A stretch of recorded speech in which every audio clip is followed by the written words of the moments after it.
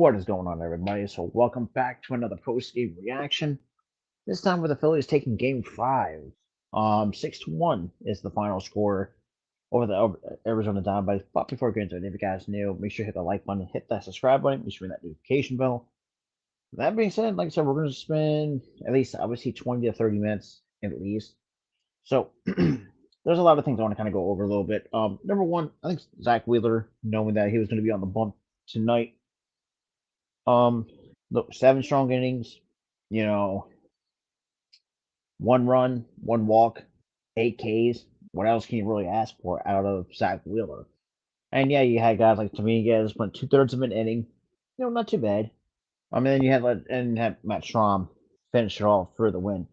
But in terms of the Diamondback side of things, Zach Allen, again, second start in this division or this championship series, goes up in smoke.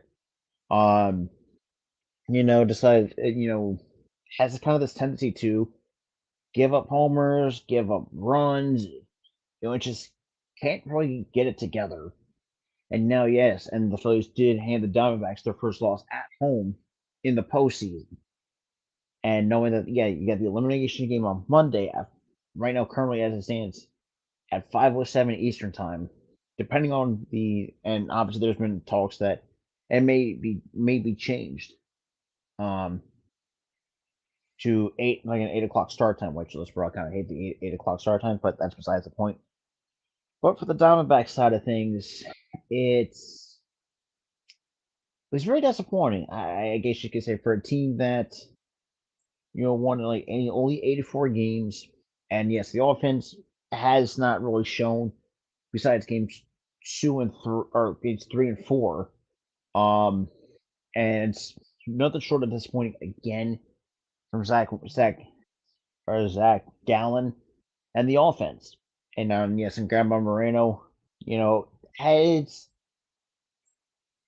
an okay game, I guess you could say. But I think all in all, it's kind of crazy now.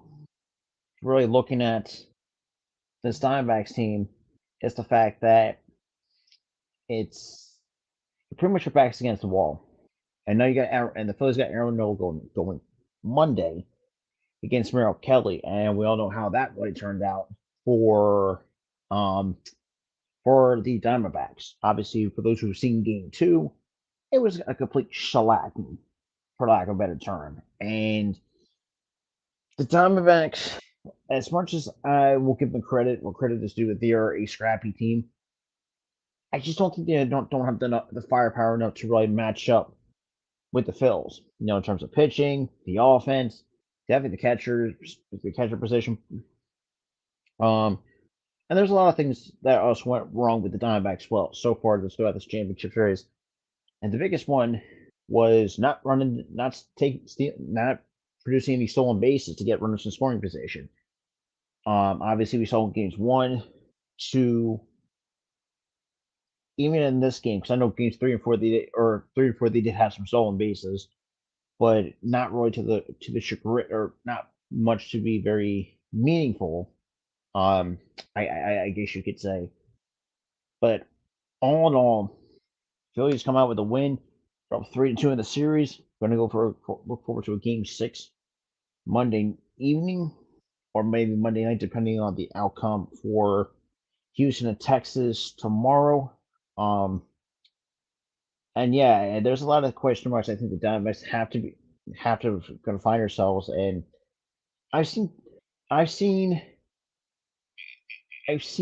most Diamondbacks fans already decided they want to move on from Zach Gallen, who was to me, I love the kid. The dude's a South Jersey kid. I've always really respected that, but you really can't really blame his faults in the postseason because, like I said, and that's where the inexperience comes in for the Diamondbacks.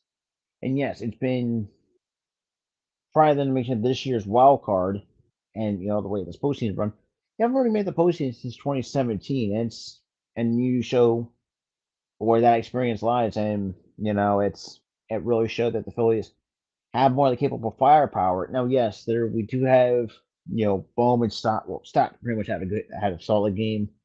Bohm and Rojas right now, kind of as it stands, is the obviously kind of the weaknesses.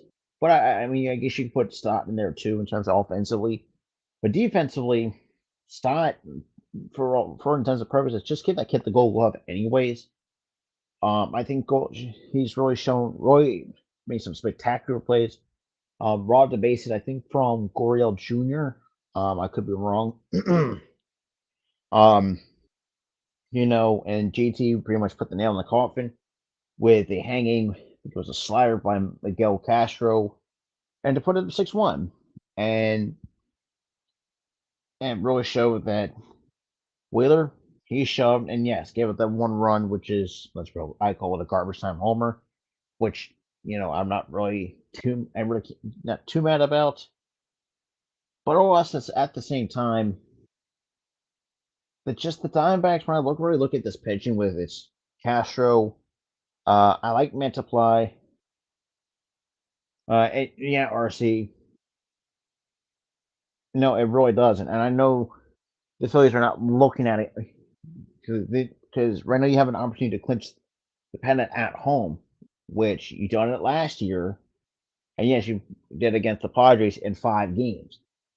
Because now you're going to do this in 6 against a scrappy Diamondbacks team who, taking these games 3 and 4, they've really not been that impressive in terms of the talent that they have.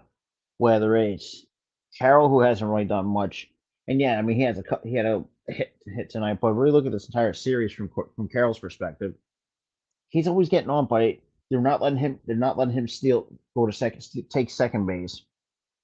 You got, and yeah, and unfortunately, Marion took a bit of a shot off a bad throw from Ketel Marte, who actually kept his postseason streak alive at 14 games.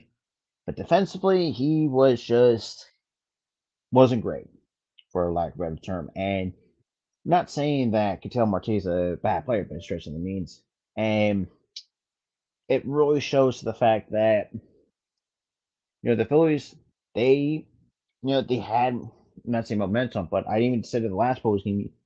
Right now, at this point, the momentum was kind of favored with Arizona, but the Phillies though, the way I look at it tonight with the 6-1 victory was the fact that I mean knowing the fact that you had two opportunities to either one sweep them or at least drop one to the Diamondbacks and win it in 5.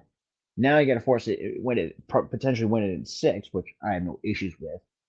And they played pretty much figuratively pissed off, so to speak. And I like what I've seen. No, yes, I know Trey didn't really have the best game. Went 0 for 4. Harper had a homer. Schwarber had a homer, and so did JT. So you had 3 guys right now in this lineup had at least a homer. And Wheeler, like I said, did his thing. 7 strong innings, 1 run, 1 walk, 8 Ks. That's all you can ask out of him.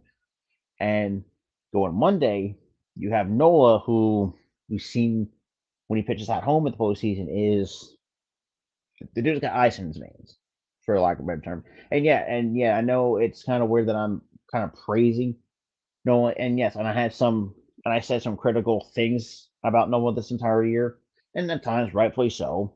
But he's been really one of our better guys in terms of you need your number 2 starters, and which we're going to go see Merrill Kelly, which I think we're going to potentially we could see this offense kind of tee off on him a little bit, which we did a little bit. Game 2 gave up 3. He gave up only 3 runs allowed 3 runs. That was pretty much about it. And looking at this team, I think there is a game plan to be involved. And yes, we didn't really use Alvarado, which quite honestly, I'm really one of those guys that I do think, keep this momentum going into Philly. At times we've seen Arizona really kind of just shrivel in terms of playing to Philadelphia in the postseason. And you saw it in games 1 and 2. Now, yes, game 1 was a little bit closer to a 5-3 victory, but it was still a victory nonetheless. We completely shellacked Diamondbacks pitching. in game two, 10-0 basically.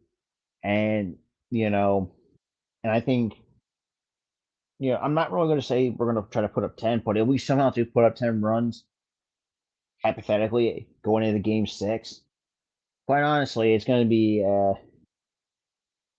um, I don't know. I think it's going to really drive most Diamondback fans to the edge of insanity, because of the fact that they just, like I said, I don't think they just have the firepower enough. But yeah, I think there's just some question marks around that Diamondbacks team. Um, I think I like Gallen and Kelly as the 1 and 2. When we look at that back half of that rotation, that's got question marks. There's some bullpen guys you got to move around. If if say we do wind up eliminating the Diamondbacks, like I said, I think going into this series, I'm not overlooking the Diamondbacks. I know how scrappy they can be. Um, but seeing how the Phillies played tonight, despite that garbage time homer, was he finally got back on track. Now, yes, Nick has to get going. Alec Bohm has to get going as well, but I think he has to be lower the lineup. Have Marsh obviously up in the 4 spot, or at least have Harper in the fourth in the cleanup spot, and then have probably Marsh 3. If you guys want to flip it a little bit, because I mean, I like what Rojas has said, especially so far, especially tonight, and especially for this postseason too. In terms of his defensive work, has been nothing but short of fantastic.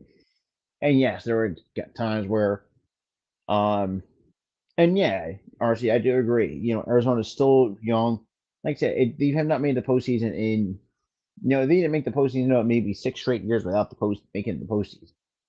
So take that into account. The lack of firepower that they have. I like Corbin Carroll, but the lack of base stealing that the Diamondbacks have not shown so far in this postseason, it's really hurting them. And yes, like I said, I'm not really saying games 3 and 4 they were completely stealing base and scoring runs. Granted, when you look at games 1, 2, and 5, no stolen bases, and that's something that I think if you're any from the coaching side of things would be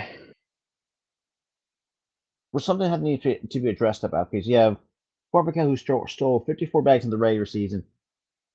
I think he has like 1 stolen base so far in this entire postseason, and yet you got guys like Tommy Pham, who I don't think is that impressive. Um, I mean, look, Evan Longoria, I would say, is a shell of his what he once was. And yes, he is 38 years old, which, granted, look, I think his defense is he's still a solid defender, but I do think the bat skills is not there. But what's going on, Chad? Appreciate you coming in. Make sure you guys hit that like button, hit that subscribe button. Definitely share this out as well. Make sure that notification, turn on for post notifications. Um, what else? What else can we talk about? In terms of like I said, going back to the Philly side of things, yeah, going to this one, I was a little bit nervous because of the bullpen, but at the same time, I was not like super nervous knowing I was confident in Wheeler giving. I would say at least give him at least 8, 7, 8 innings, and either have other Swerve kind of the bullpen.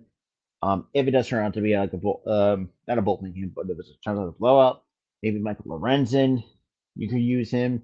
But I thought Matt Strom actually got got a solid out to end it there. And yeah, and I'm going to harp on the umpiring a little bit. That's kind of, we all know that's well, given that this entire postseason the umpiring has been terrible, mostly on the side of on the National League side of things, on both sides. But I'm not really going to talk much on that. But I will say, I do like what the Diamondbacks have in terms of a young team.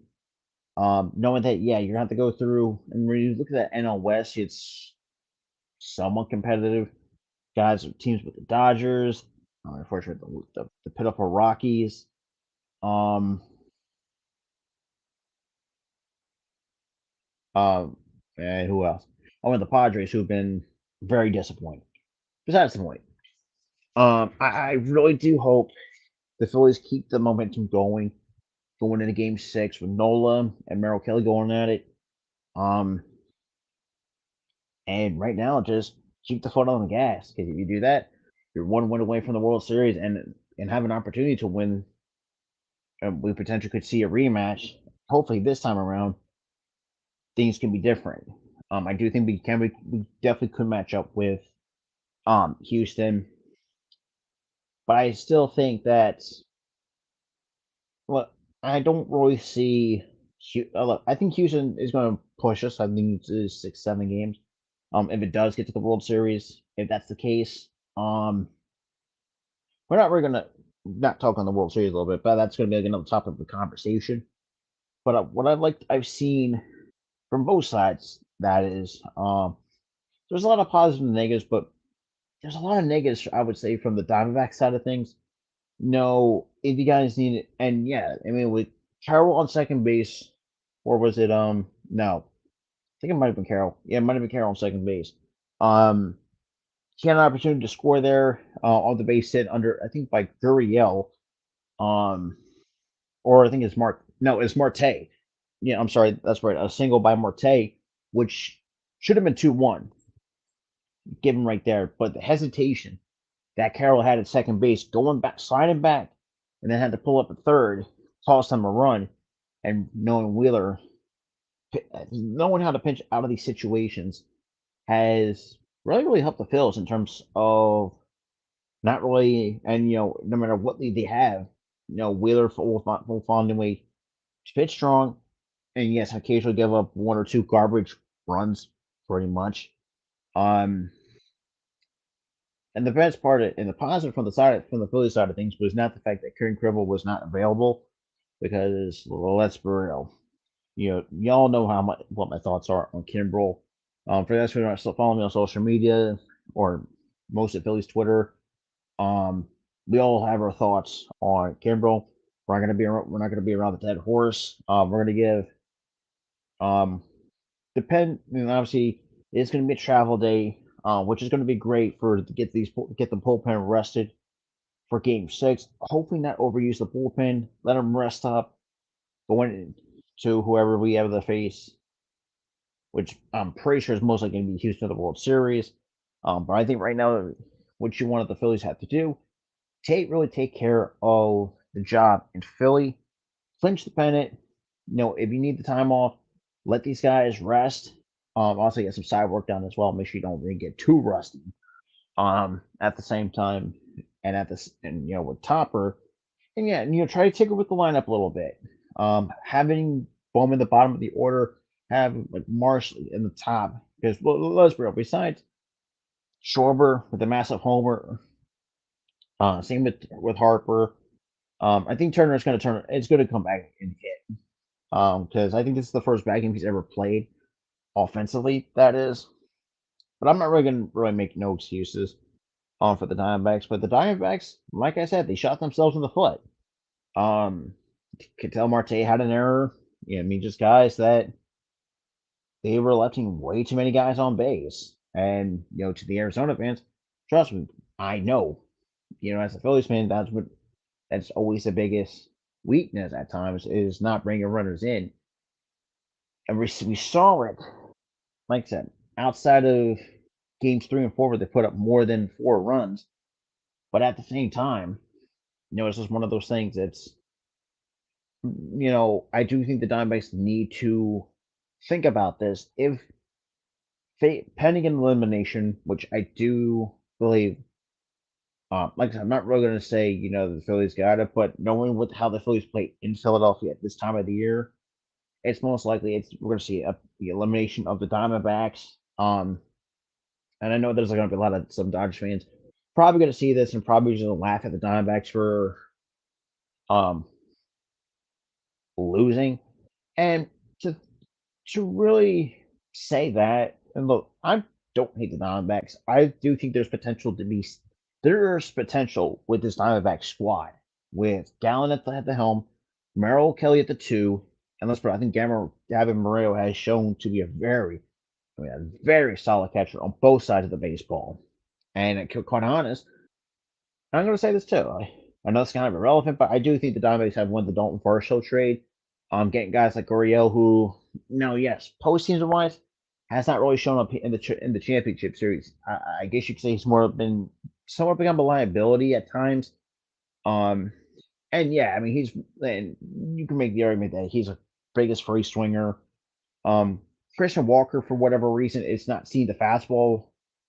Whether it's the way I look at it is, down the middle at the knees or up in the zone.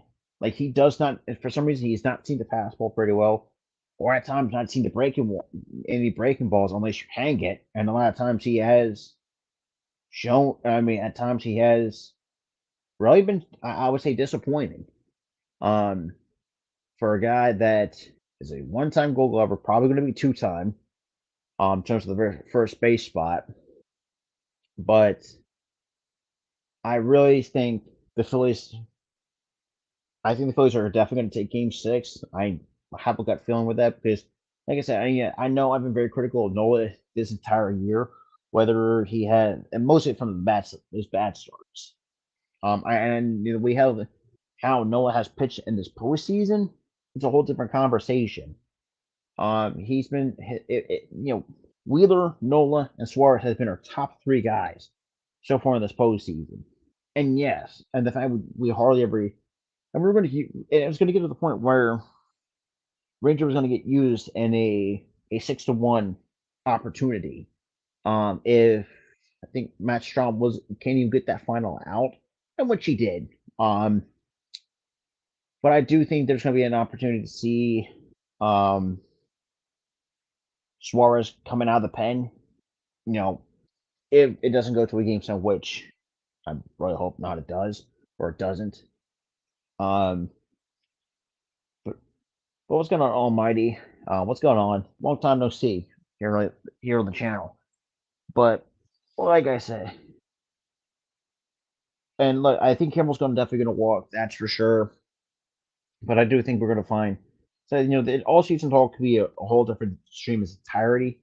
I will definitely talk on the all season probably. What depending if we do, which I do think we're definitely taking Game 6 because as much as I like Merrill Kelly, but at times he just, I don't know. Like I don't think he's not terrible, but he's not great. He's kind of like that the middle of the road type of starter, which you would probably think for a lot of teams nowadays. But I think all in all, really kind of do like a quick little recap before we get out of here. Like I said, I'm probably spend like 25, 30 minutes. Not too long. But like I said, what's really hurting the Diamondbacks so far in this postseason, minus takeaway from minus games 3 and 4 in the series. Not them stealing bases. The runners in scoring position has been horrendous. And yeah, trust me, Andre, I know. But the thing is, we're gonna get a lot of guys rested going into Game 6, and I'm not really going to be too worried about that. But because like I said, we do exactly what we did in Game 2 and tack on a ton of runs. We're going to not really need to use guys like Kimbrel, Alvarado, and guys like that. Not like not the high leverage guys. I really do think that. Like I said, the all season talk, that's a whole different thing in its entirety. Which I will probably do sometime next week. But like I said, with the Diamondbacks, there's potential to be seen in the NL West. But I said I think there's some question marks need to be answered. I do think they need a replacement for their third base at some point down long term. Because Longoria is not going to be, should not be the long term. I mean, look, I know he's there temporarily, but I do think the Diamondbacks need an upgrade at third base. Maybe, well, depending on what the situation is, but I really don't think this. And like I said, if the Phillies can tack on runs, like they did in Game 2 against Kelly. And yes, he only put we gave up we all tacked on 3 against Kelly. Sure, but knowing that the Diamondbacks bullpen is not the greatest, I do think you got to take advantage of that. Which if you can replicate what you did in Game 2, going into Game 6, a lot of time, a lot of times you're not really going to use your high leverage guys. You're probably going to see guys like Kirkering. You're probably going to see guys like Dominguez in a blowout, potentially Ranger Suarez. If it doesn't, like I said, pending. And like I said, I don't think it's going to go to Game 7. I really don't believe that. Um, there's there's probably another guy I'm probably missing right now that's at the top of my head. So bear with me on that. And I think Suarez, as good as he is as a third starter, but I do think he's going to be one of those guys that's going to be a wild card factor. If it does, if he does come out of the pen, which we may or may not see that, but who knows? Going forward into Game 6, which is going to be interesting. Um, all in all, the Phillies win 6-1 in convincing fashion against this Diamondbacks team. And like I said, I'm not really going to not going to really knock on the Diamondbacks for being, look, they're young, inexperienced. Like I said, it's been the first time since 2017 to make the postseason. But you have guys that are getting up there in age, like guys like Longoria, Christian Walker. I think, and obviously Tommy Pham is really not the greatest option either. If you guys want to put, if they would decide to put him in the lineup, anyways. Carroll has been somewhat disappointing. Sam Gurriel, and this entire team has been. We really look at this entire team as entirety has been nothing but short of disappointing for the Diamondbacks. And yeah, and same thing can be said for the Phils in games 3 and 4. But tonight, game 6, we pretty much just flipped the script, so to speak. They really played to what they are and what they can be. Play their style of baseball. I mean, let's be real. Stott has played some really solid defensive work. Um, Now I really hope to see some little tinkering with the lineup, but then again, I'm probably not as much as I want to see some of the parts of the lineup changed. But I guess keep what's working. The way that I look at it. But all in all, good win by the Phils, and you know, let's gonna move on to Game 6, and then we'll see who we get facing the World Series. With that being said, guys, I'm gonna leave it up out of here. Like I said, I was gonna spend only 30 minutes of this after quarter 1 in the morning here on the East Coast. But with that being said, if you guys are new, make sure to hit the like button, hit that subscribe button, make sure to turn on the notification bell for all of your post notifications, whether it's new videos dropping or I go live. With that being said, have a good night, everybody.